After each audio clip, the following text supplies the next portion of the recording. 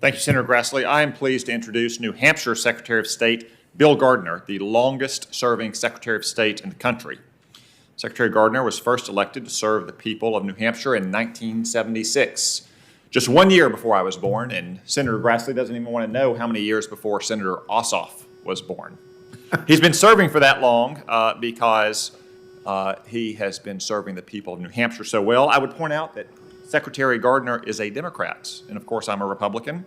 I'm sure there are probably some things we don't agree on, but I invited Secretary Gardner to appear because this is not a partisan issue, or rather it shouldn't be.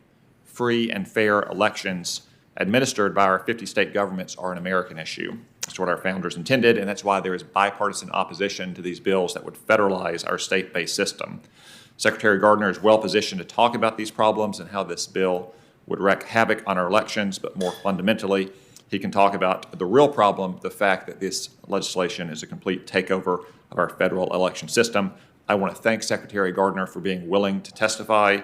I would suggest to all of those watching that the longest-serving Secretary of State in America and a Democrat has a lot to say that we should probably listen to before we make radical changes to our state-based election system.